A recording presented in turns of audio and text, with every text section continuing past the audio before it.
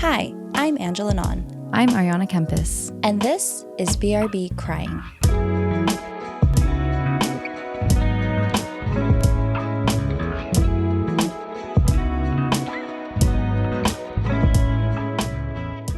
Hello, everyone. Welcome back to BRB Crying. I'm Ariana, also known as Arns. And I'm Angela, also known as Nins. And here we are again. Here we are. Another cry and yap session. That would have been a great pod title. Cry and yap. Cry and yap. Yeah, this is a podcast where the two of us dig deep into our souls, find something that made us cry, and we tell each other about it. Yeah. All in the effort to convince our listeners that crying is great. Crying is amazing. It's wonderful. Mm-hmm. It's so enlightening. It is. It's so freeing. It is. You know? Yes. God. You're convincing me. Wow. If you are new here, welcome. If you're old here, welcome back. So we're in our third season right now, and we wanted to just give everyone a heads up. This is our second to last episode of the season. So after next week's episode, we're going to be taking a little break. Again, if you're new around here, we take breaks because we're like anti-capitalist. So, you know, rest is resistance. Mm-hmm. I love that. Mm-hmm. So we'll fuck off after next week. But listen, you still got to put up with us for 2 more hours. Yeah. Yep. I don't really have any announcements. Okay. That was kind of it. Sure. Do you have anything? Just that I've been having a really good week. Yeah? Well, okay. Listen, got a really good haircut last Saturday. Love it. Beautiful. Thank you. Jenny Kim dropped a fucking fire flame album. Mm-hmm. I have been listening to it nonstop for 7 days. Mm-hmm. It's so good. Mm-hmm. Yeah. Want to shout out a quick song? Top Me? fave? Yeah. I mean, I love my girl Dua, so Handlebars. I've been listening to that one specifically all morning. Yeah. I like that So one. good. It just makes me feel good. Yeah. Yeah. The whole album, I just feel powerful. Ooh, I like that word. You know? Yeah. And then I saw my college friends last night. I don't personally see them as often. Well, you have a podcast, so you're just so busy. I'm just so busy. Mm-hmm. Not that my friends actually have like 2 kids and like, you know, my podcast. Kids. But yeah, it was so nice to see that. Like, you know, they were like, oh, well, let's have dinner. We're there for 4 hours. Oh, just they were like, we're closing. But it was just so good. It was just so good to be around people like that. Like that you love and you just care about them so much. And it's not like anything happened. That's just life goes on and you kind of lose track of each other and then you come back together. And it's just like, oh, what a breath of fresh air. That's so special. You know what I mean? I love that. I love friends. I love friends. Dude. And I don't know why, but like, not that I did it this time, but it's always like, oh, I gotta go out on Friday and have dinner. It's like, there's like this weird, annoying, like, oh my God, I have to like shower and. Well, being old is hard. And then you go out and you're like, oh, wait, this is actually the best. Like, I'm so glad, driving home, I'm so glad I went. Right? Yeah. The drive there, you're like, should I cancel? Is it too late? Yeah. No, I feel that. Yeah. Oh. Yeah. It was really, really nice to see them. Nice. How are you? I'm good. Jomi took a impromptu week off. Like, he called in sick. Mm-hmm. And we spent like the past like week and a half together. Nice. So it was really nice. Mm-hmm. Just always like hanging out. Yeah. Usually when we're around each other for too long, like a fight will like wedge its way in. Sure. But like, no, it was really good. Yeah. I love that. Yeah. I was sick, as you all know. And today is the day where I've only coughed like maybe once or twice. Let's fucking go. Dude, it's been 2 weeks and we are on the It has not been 2. It's been 3 months that you've been sick. What are you talking about? Yeah, it's been crazy. Yeah. No, but I'm feeling so good. That's the sun good. is out. I woke up today and I was just like, I'm in such a good mood. Let's ruin it with our... Yeah. Let's fuck that up. Before we get started, I have a sob story. This is from my coworker, Janie. Yay. Shout out, Janie. Huge fan of the pod. She's been so supportive ever since she found out about us. So she sent in a sob story, and I want to talk about it today. Sure. I'm just going to pull some excerpts from it. And what's special about this coworker of mine, we were pregnant around the exact same time. She gave birth like a couple weeks after me. So we kind of went through those stages of pregnancy. Our offices were like right next to each other. And whenever people would come visit us at work, they'd be like, something's in the water here. Like, guys are hella pregnant. So she wrote in about reflecting a little bit on motherhood. Motherhood adjacent, I should say. So Janie says that as soon as the algorithm knew I was pregnant, the majority of my Instagram feed was filled with posts on the plight of the new mom. And the warning that rang the loudest to me anyway was that I would lose myself. They tend to say it is instinctual, but let's be honest, not every human who has a baby is compelled to sacrifice every ounce of themselves for the benefit of their child. Me, however, a deeply empathetic nurturer, I knew I was fucked. I knew I was going to be the most high-strung, perfectionist, overthinking, dedicated mom in the history of the world, because it's just who I am. I knew I was going to lose myself, and yet I really had no idea what that actually meant until recently. What I thought losing myself in motherhood looked like. Forgetting the last time I showered, hardly ever wearing makeup anymore, not caring about stains on my clothing. And then she says, you'd think I'd have a good sense of it, but at the end of November, it occurred to me I had not maintained my toes in 3 months, basically to the day. So considering how long it had been and how terrible doing it myself seemed, I decided to treat myself to a pedicure. In the days leading up to my pedicure, I started thinking about one of my favorite holiday manicures I had back when Paws and Claws was a monthly event for me, and I just could not get them out of my head. So I decided to add manicure to my nail salon request, which I quickly acknowledged to myself would be the first time I had polish on my nails in 1.5 years. Simple math, the age of my daughter. When the lovely woman was done adorning my hands with a combination of black and red sparkle I have had before, I did what we all do after a fresh mani or set. I held out my hand, fingers stretched at full attention, and looked at my nails. I was awestruck. I was hit with a confluence of not recognizing my own damn hand and remembering who I used to be in one big punch. I cried. I cried because I knew I would lose myself, but I didn't know just how damn much. And seeing my hands look pretty for the first time in almost 2 years broke my heart because I realized that in loving my daughter so damn much, I stopped loving myself enough. I wish I could say this epiphany of sorts was enough to make me change my ways and start taking more time or doing more things for me, but it hasn't really, at least not much. I'm still the same uber-committed, tired mom, convinced that the time and money I save from neglecting myself is worth it. But at least I'm aware of it. And at least my nails look pretty. Thank you, Janie, for sharing that. We all go through something like this, you know, when we're so dedicated to taking care of someone else. It really is so easy. It's so easy to lose yourself. And to be honest, when I was going through those early stages of motherhood, it was like, I didn't give a fuck about anything. My instincts kicked in and it was like, I'm just trying to keep this child alive and to hell with everything else. And so I know what that's like to kind of come to terms with and then try and find yourself again.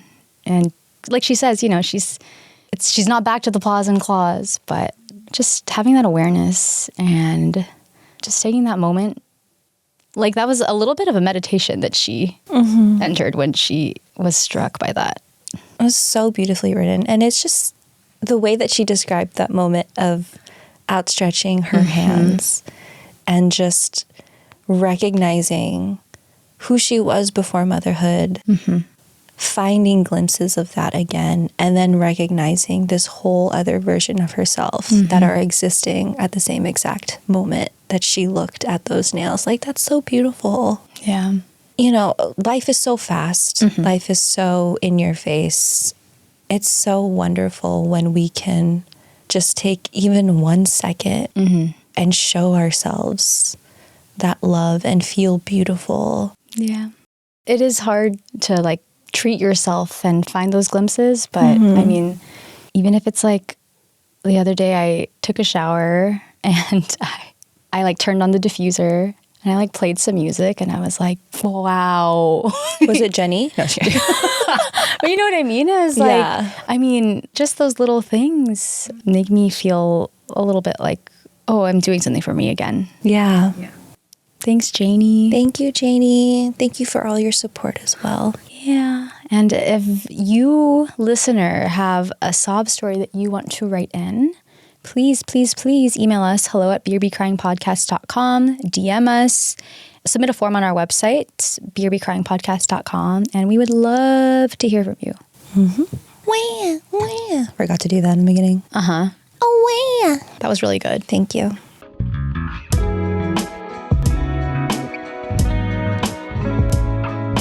Are you ready? Aye, aye. Oh, I'm so glad you... There was one summer that I spent every day watching SpongeBob. Really? Oh my God, I was obsessed. I think I was 8. Oh God. You never got into it? I mean, I was just so grown. Yeah. You were too cool, I guess. Blue's Clues to TRL. Honestly, that was the trajectory.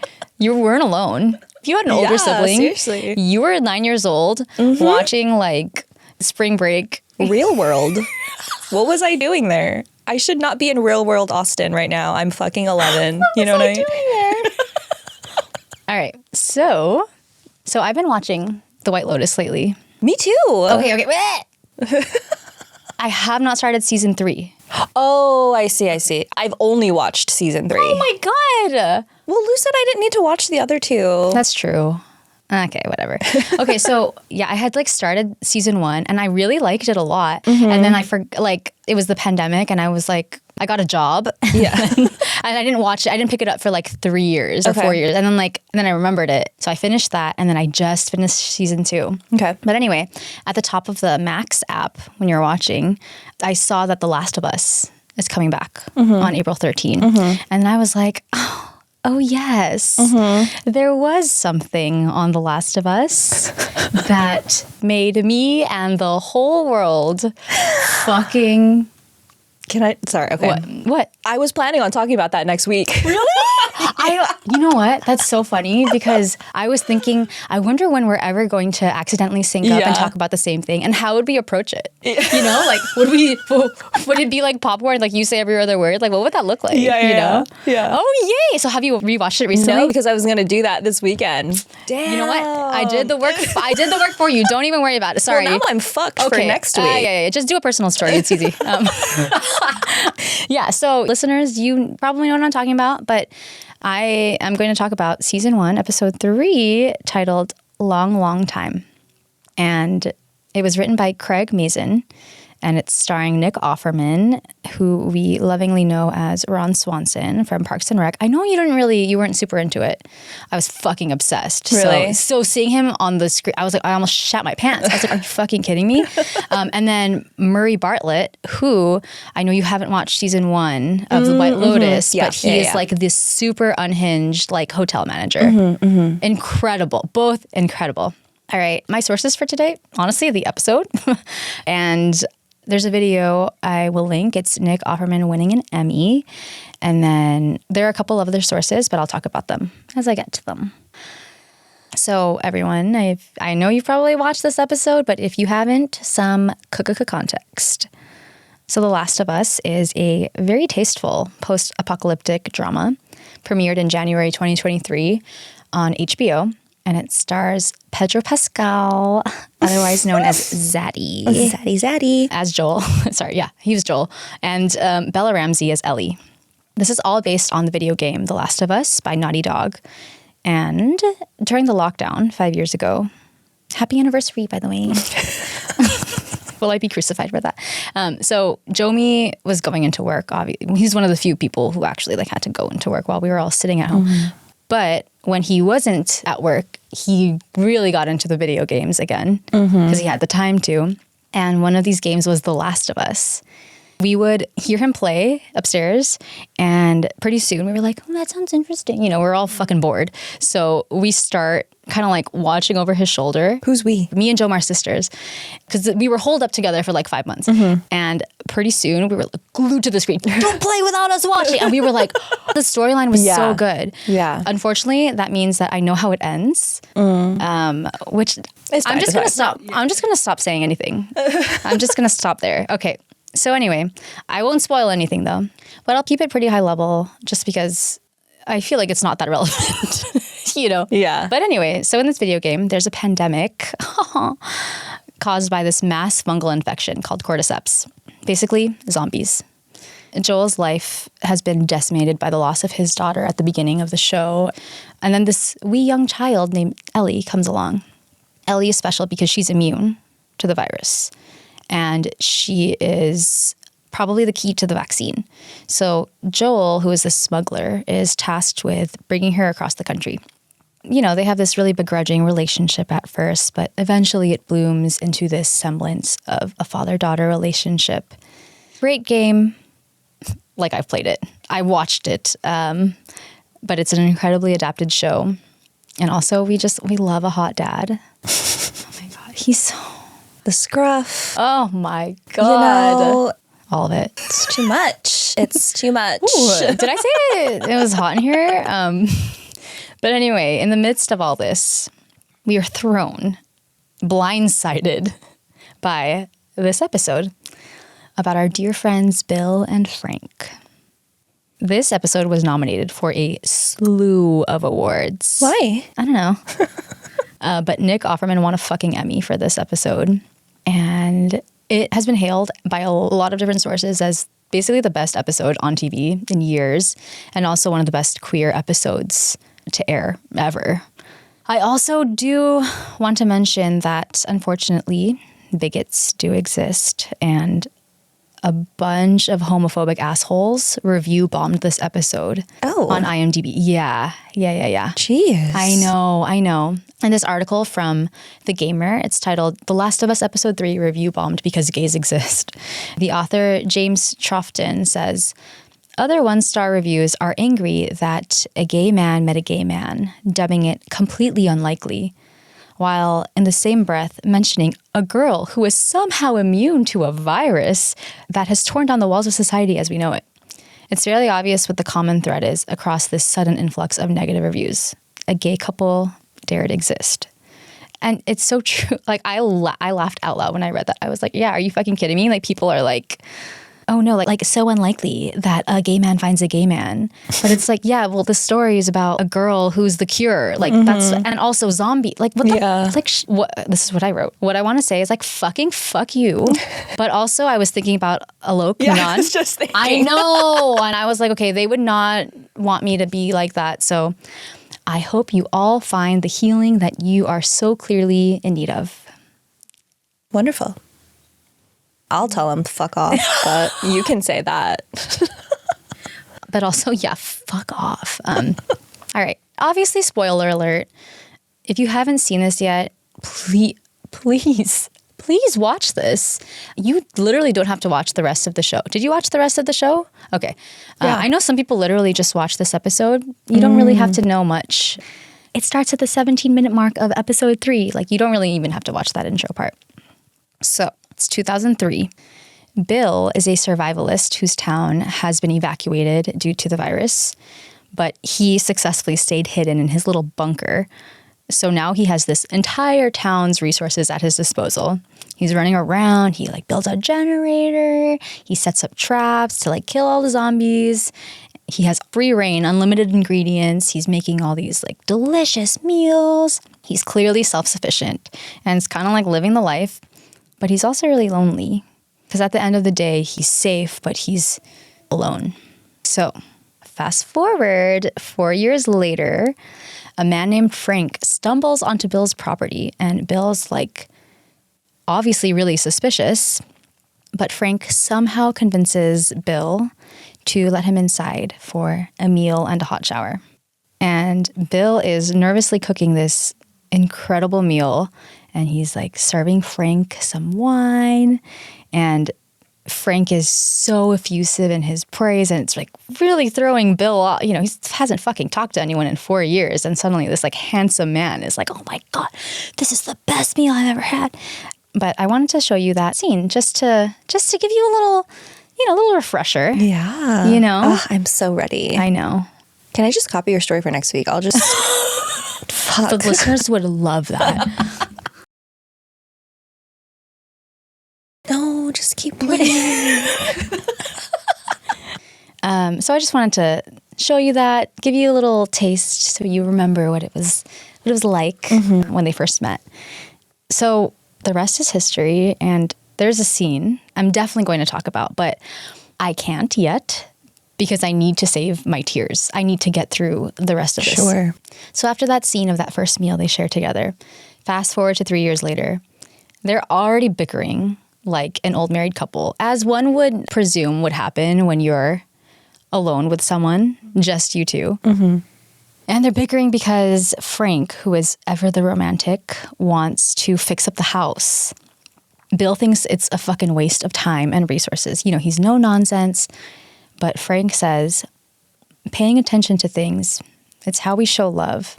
This is my street too. Let me love it the way I want to. I'm like not even watching it. I know. Just like talking about it is just so cheapening of this story. No, I'm already crying. I'm already crying. You just read this is that why quote. I'm not playing you these scenes.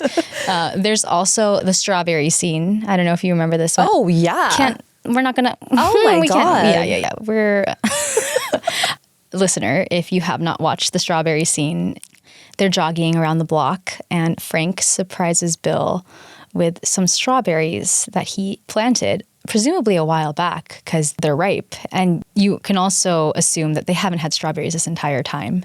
And, they each pick one and they each take a bite, and almost like this childlike giggle erupts from Bill. And they are just so overjoyed at this simple pleasure. And then, not even watching it, Bill turns to Frank and he says, I was never afraid before you showed up. Oh. And it's just so heartbreaking because that's really what love is like. It gives us something worth losing. Yeah. Anyway, so. Actually, never mind. I don't want to talk about this anymore. It was a lot. So I'm going to skip to the end now. We're brought to many, many years later. 20 years later, pretty much. And Frank is sick. He has limited mobility. He travels around in a wheelchair.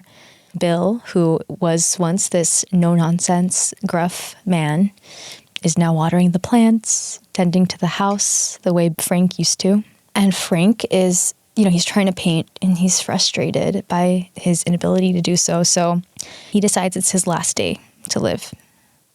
Bill, devastated, can't fathom it, refusing. And then Frank says, this life has been hard, but I've had more good days with you than anyone else. Just give me one more good day. Bill refuses. And Frank says, do you love me? Yes. Then love me the way I want you to. So they set out on Frank's last day. They go to the boutique. They find themselves some suits. They exchange rings and they get married. Frank. This is torture. Frank gazes kind of like in that first scene. He's kind of like peering around and gazing at this home that they've built together while Bill brings out one last perfect meal.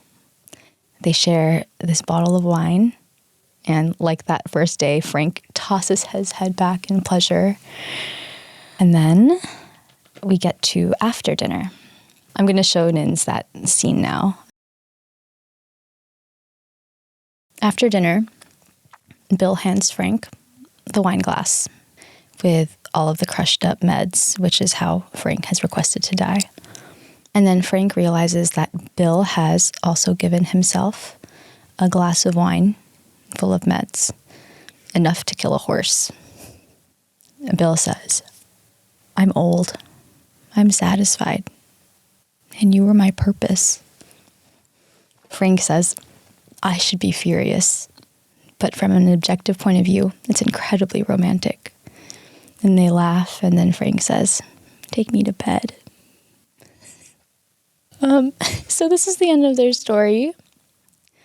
But as you know, I have been saving my favorite scene for last. And this is a scene from the beginning when they first met, after Bill serves Frank this meal. Frank insists that he's going to leave after he eats, but first he absolutely needs to take a look at Bill's piano. Frank rummages through the piano bench for some sheet music, and he bangs out this really painful rendition of Long, Long Time by Linda Ronstadt. So Bill's like, please stop, interrupts him, and starts playing instead. So I'm going to play this one last scene for us. In this scene, Bill is singing and playing the song with so much yearning and tenderness. And the lyrics say, "Love will abide, take things in stride." Sounds like good advice, but there's no one at my side. And then the lyrics, eventually they end with, "I think I'm gonna love you for a long, long time." And the thing is, it is clearly more than just any old song to Bill. So Frank asks, "Who's this girl you're singing about?" And Bill says, "There is no girl." Frank says, "I know." And then they kiss. And the way Bill grips Frank, he is starving for Frank's touch. And he's taking these like shuddering breaths. And you know that Bill has never experienced a man's touch before, and probably thought he would never get to experience it in his lifetime. But by some miracle, they have found each other, and they don't even realize it yet, but it will be for a long, long time. When I rewatched this scene, I was like, should I just stop here? It was like 20 minutes in, but I was sobbing. And I think it's just like, especially with the whole backdrop of the apocalypse, life can be so bleak and the whole world could literally be falling apart. But all you really need is that one person worth living for. Yes, this is a gay love story, and it is the kind of LGBTQ representation that we need. But at its core, it's also this story about the love that we grow into. And, you know, at first it's terrifying, but then you kind of like in this scene, you take this leap of faith. And then over time, this love starts to fill every crevice of your soul until, you know, one day you look at this person and the life that you've built together and you realize that their love is coursing through your veins. They are part of you, and they've made this life worth living.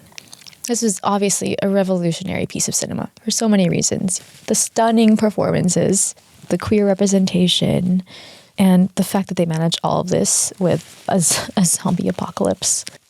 But it was also so familiar, that rush of falling in love, the steadiness of growing into that love, the way that love can look like these sweeping gestures, and it can also look like watering their plants for them, cooking this delicious meal for them.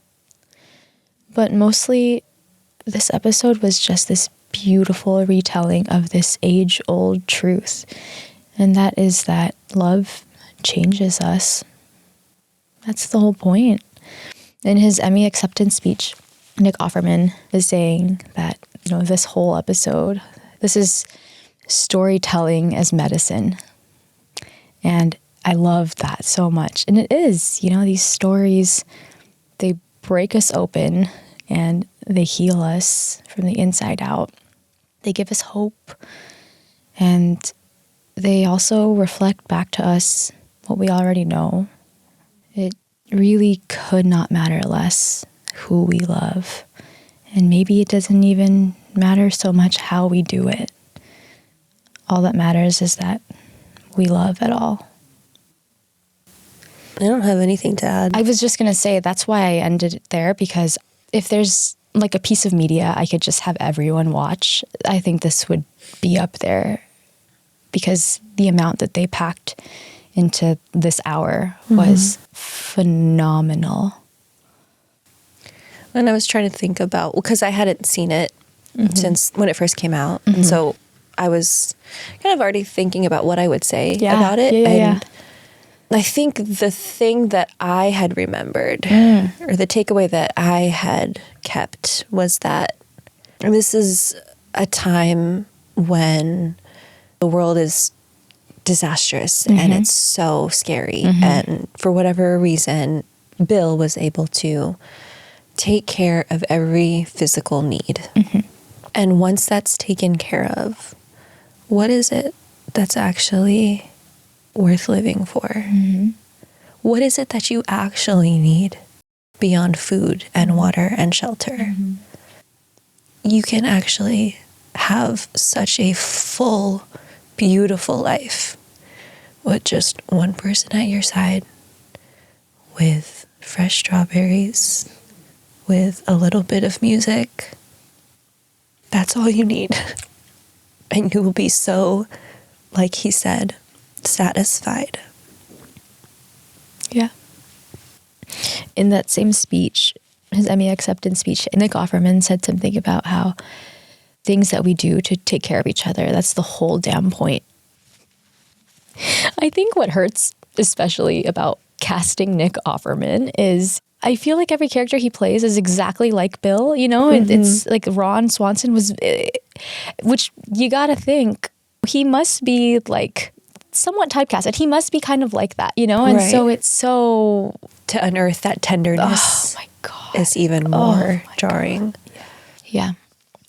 That one really hurt. And this came out 2 years ago. So, you know, the pod, it was still a distant dream to us. But I just remember being like, oh my God. I feel like I mentally stashed it away. It's like, we gotta fucking talk about this. Yeah, I had it on my list too. Yeah? Well, I mean, I was gonna talk about it next week. Yeah. But yeah, no, I'm glad you did, because that was a lot. It was so rough. Yeah, it was so rough. Yeah. Well, that was beautifully done just now. I mean, I meant your story of it was beautifully done. I had done it chronologically, and I was like, Okay, Greta Gerwig. No, it was more like I won't be able to breathe if I start with this scene. You didn't even do that like montage before the last dinner. No. Listen, I'm human. There's only so much I can do. Right. There's only so much I can handle in these 30 little minutes that I got. Thank you, Craig Mason, Nick Offerman, Murray Bartlett, for the performance of a lifetime. That will live on in my heart forever. I'm going to stop now. Yeah, let's stop it.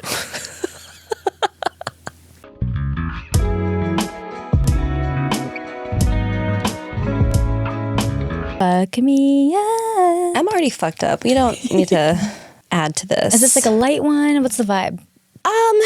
Well, it's not super heavy. Okay. Medium.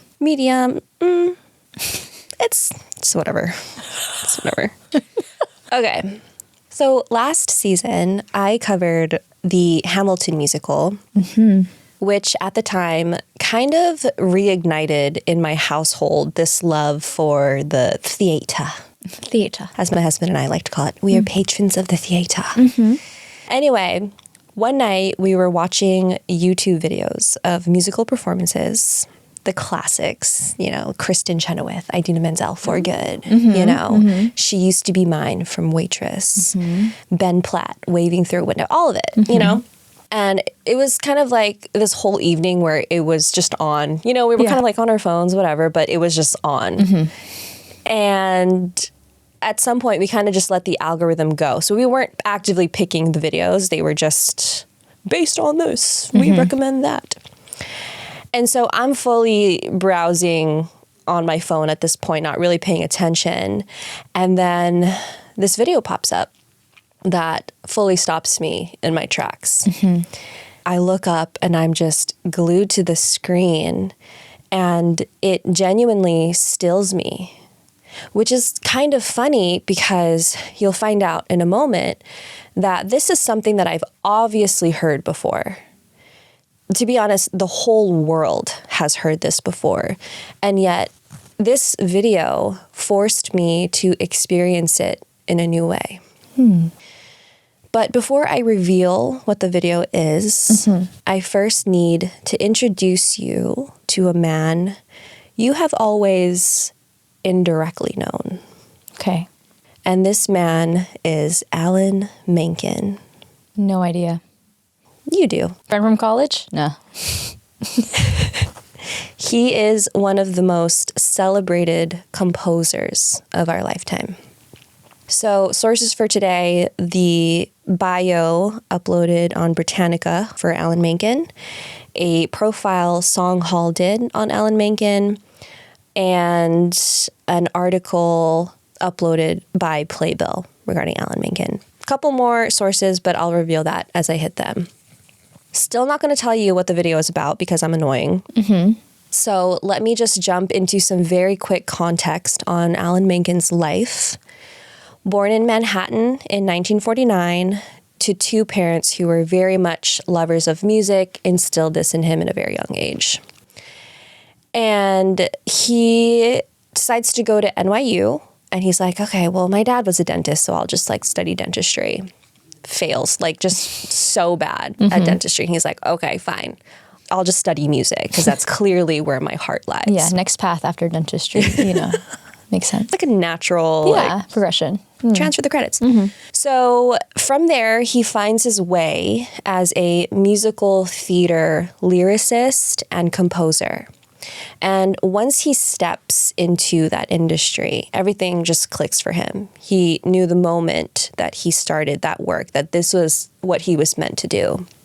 So in 1979, he partners with another incredible playwright, lyricist, and stage director, a man named Howard Ashman. And truly, truly, this partnership between these two men, pure magic. Sometimes you just find that person that brings out the best, most creative sides to you. And the work you do together is just transcendent. You know? Yeah. You know what I mean? Yeah. Felt that. Anyway, these two end up creating a musical called Little Shop of Horrors, which to this day is one of the most successful off-Broadway musicals ever. So their success from Little Shop of Horrors attracted the eye of this like little animation studio based in Burbank, California, called Disney. Never heard of it. And they asked them to compose the score and songs for this indie project that they were working on. Indie, Disney. Yeah. Little Mermaid. Yeah. Okay. Not sure if you've seen it. So from there, Alan Menken's career skyrockets. He and Howard continued to work together on another indie film, Beauty and the Beast.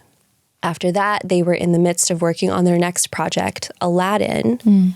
And in the middle of this project, tragically, Howard Ashman dies at the age of 40 after succumbing to AIDS. Oh my God.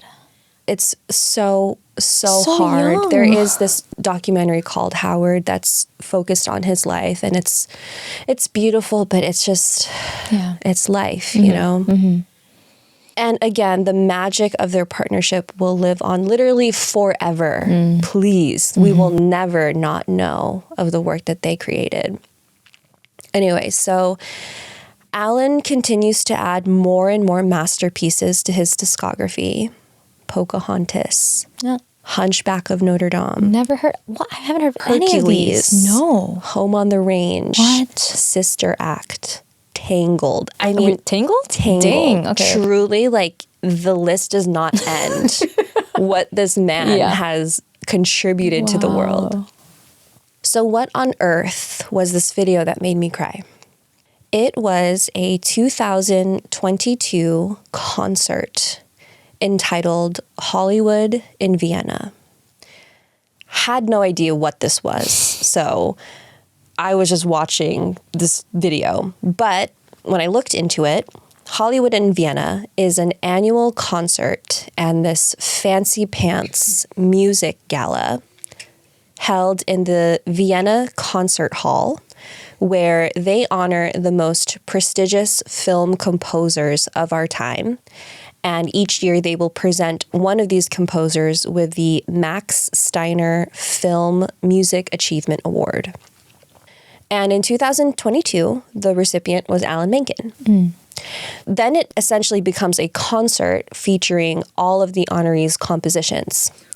So as you can imagine, this concert was basically this beautiful celebration of these beloved Disney classics and the rest of Alan Menken's incredible work. So I will, of course, link the video of the entire show in our show notes. It's about an hour and a half long. But today I am going to focus on just one score and song from this show. And that is the Pocahontas suite and song Colors of the Wind. Ooh. And it's performed by the ORF Vienna Radio Symphony Orchestra, Christine Olato, and the Cantus Novus Wien Chamber Choir. And this starts at the 44-minute mark. Ooh, I can't wait. Or maybe I can. Okay, a lot to unpack here. I think I just want to start off with my immediate reactions to this before I really dissect it. So when you watch this video, you have this orchestra playing the score, and it's music that you feel you've known your whole life. It is music you've known your whole life. It's so familiar, and yet when you watch this live symphony, it's like you're experiencing it for the first time. And obviously that's because when we watch movies, we are so transfixed by the visuals and the storyline that the music kind of falls to the wayside. It's meant to enhance the movie, not the other way around. But here in this setting, the music is the focal point. You are only focusing on that. And you realize, oh my God, this score is hauntingly beautiful.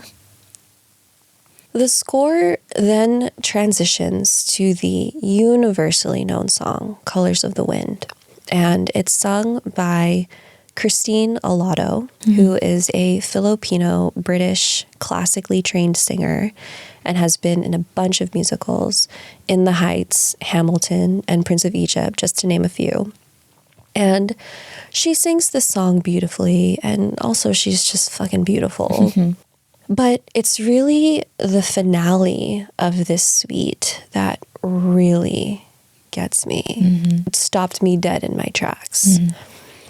This is where I cried, because this is when the orchestra and the chamber choir come in, and there are so many musicians and instruments working together that you're not focused on one individual as you were when Christine Olato did her performance.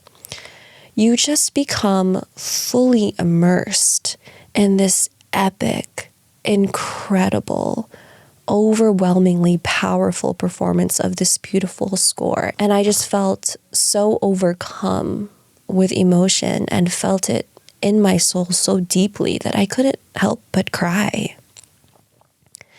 It's just overwhelming what these sounds stirred within me. And so all those months ago, as I'm sitting there crying, annoyingly, my mind is like, oh, I could talk about this on the pod. But then I got kind of in my head for a bit. I want to take a step back and pause here for a second, because I cannot mention the movie Pocahontas without also acknowledging the widely inaccurate historical depiction of Pocahontas and her life, and the criticisms that Indigenous people rightfully have for this story. Mm-hmm. I think we all know that the real story of Pocahontas is a far cry from this romanticized love story between this girl and a white colonizer. Mm-hmm. Even so, I think that we can all recognize that while not perfect, this was pushing the boundaries for the time and expanding Disney's representation of these diverse stories. And when you listen to the score and all of these purposeful elements of the music, the drums, the wind instruments, the vocal arrangements, even the chord progressions, it's clearly evident how much Alan Menken wanted this soundtrack to be an homage to traditional Indigenous music. Mm-hmm. So here I am trying to do all this mental gymnastics, researching, trying to justify me wanting to talk about this segment. Mm. And then I realize, wait a second. Why am I going down this rabbit hole? Why am I refraining from talking about this? Because if I solely think about why in that moment I was moved to tears, if I'm being honest with you, it had nothing to do with the plot of the movie. I wasn't thinking about a tragic love story transcending cultures or language barriers. To be honest, in that moment, when that music overwhelmed me, I wasn't thinking about anything. I was only feeling the magic of the symphony, feeling in awe of this art. And this whole experience, watching this video, all the thought exercises and second guessing myself, it made me wonder how many times in my life have I let my brain distract me from what I was truly feeling, from experiencing the world in its rawest form, purely through my senses.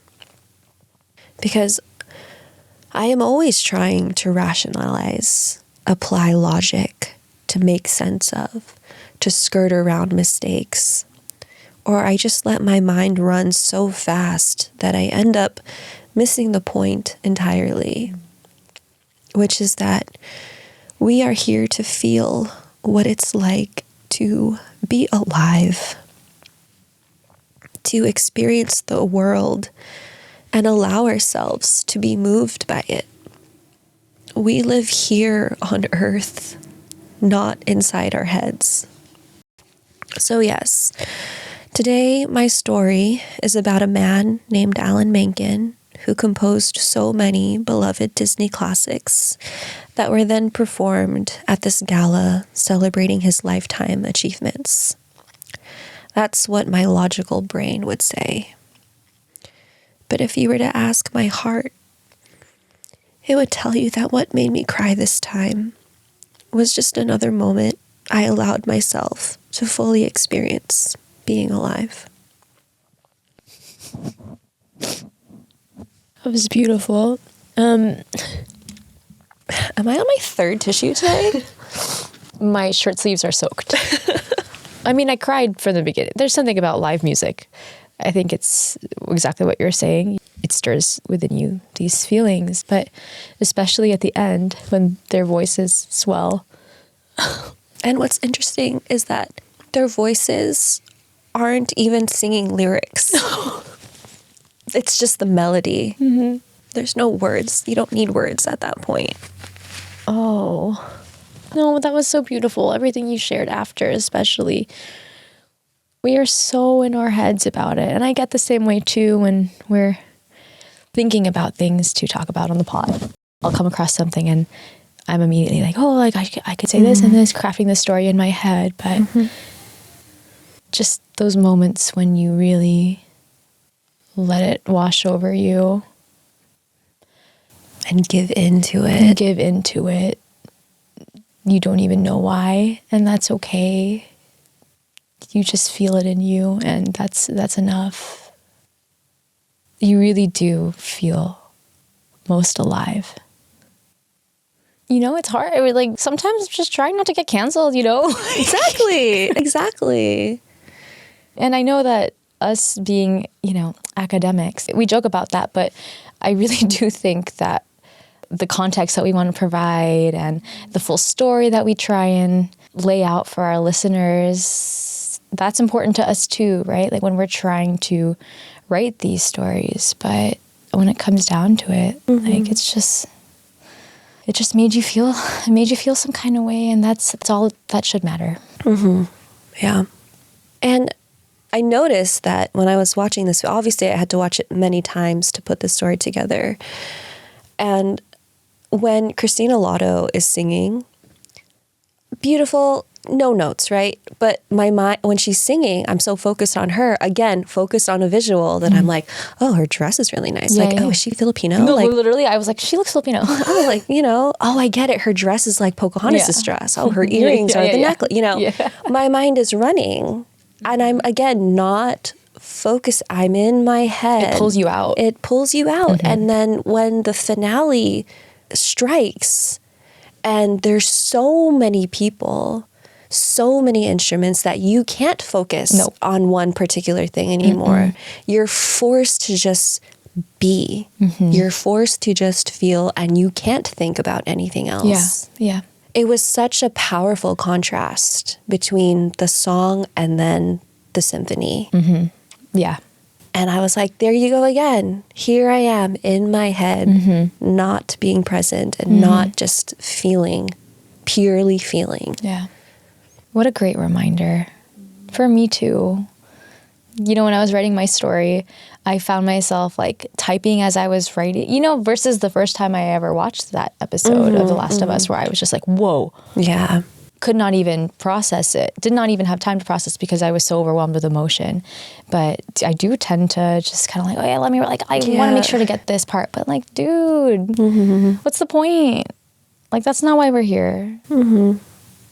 I mean, I guess we are kind of here, but like a little bit. Here on Earth. Yeah, here on Earth. Yeah.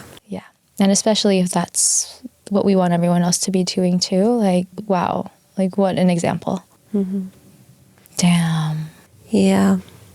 I knew my mood was going to be fucked up after this. No, I feel good though. Like, I could cry again. I feel so grateful to be reminded of that. Like, we're just here. Nothing else matters. When we feel. We just feel. All right, everyone. Well, that was our comedy podcast. As you can see, it's hilarious. But truly, thank you all for listening. We really appreciate lending us your ears every single week. If you enjoyed this, we wouldn't hate it if you left us a little review. Apple, Spotify. Hit us up. Follow us on Instagram, TikTok, at brbcrying.podcast. Send us a sob story. Send us a cry recommendation. Tell your friends. Tell your friends. Tell your mom. Tell your sister. Listen, I want you to enter as many emails as you can in the to field before you exceed the maximum number of recipients. Put them all in a group chat. One big group chat with everyone you know. It doesn't matter if they know each other. It's okay. Yeah. Anyway, thank you for being here with us. Thank you for feeling here with us. That's what we got today. That's all we got. Ooh, I'm going to go dry these eyes. Holy shit. Yeah, I'll take a hairdryer and just do a little bit. All right. All right. That's a wrap for this week. We'll see you again next week. Hear ya again? Speak to you. Share with you. Talk to you again. Talk to you. But until then, BRB crying.